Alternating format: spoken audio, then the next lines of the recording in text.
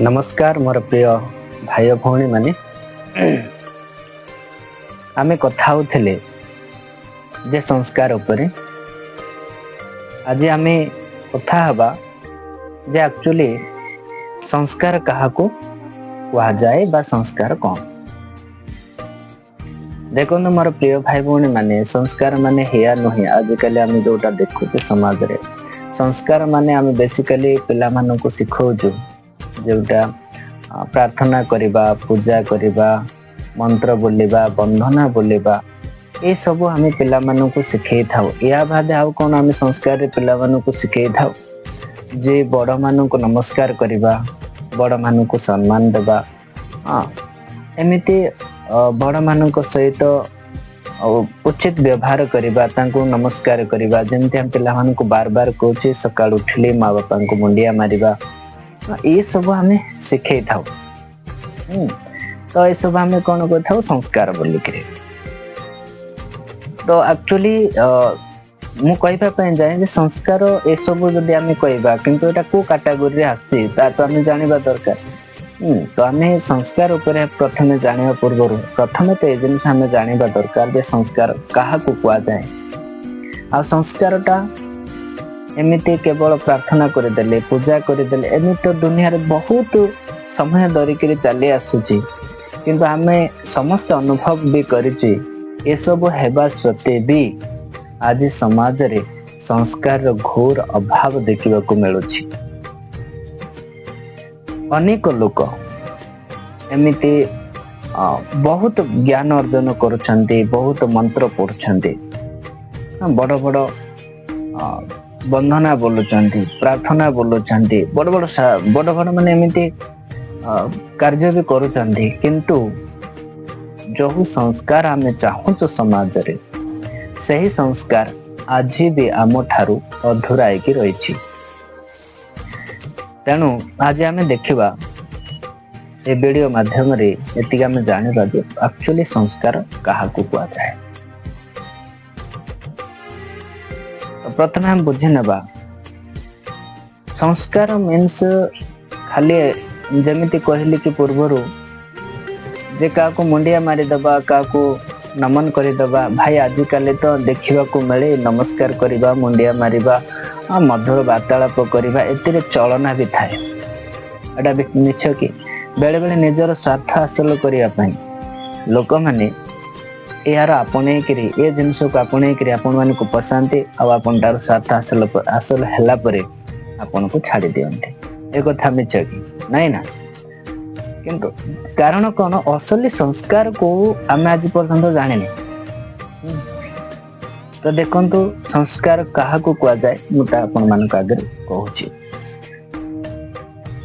जे कोनसी जिनस संस्कार आम ताक कहबा जोटा आम स्वभाव रे स्वाभाविक भाव रे जो कार्य आम द्वारा एई थाए ताको हम संस्कार बोली कहबा।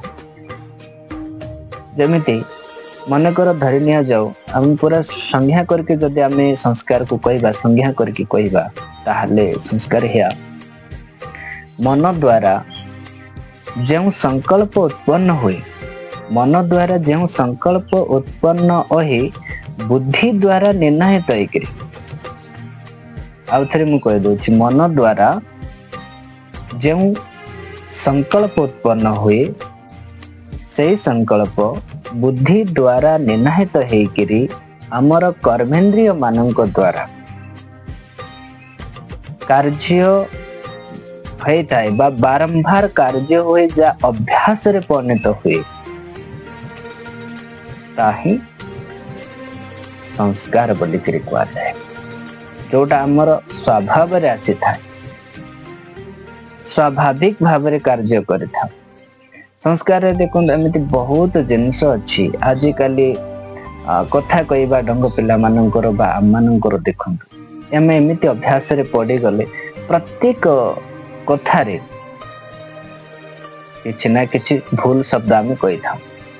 ये भी हम गोटे संस्कार रे को पार्टी ही नते कहले किछि भूल हबनी।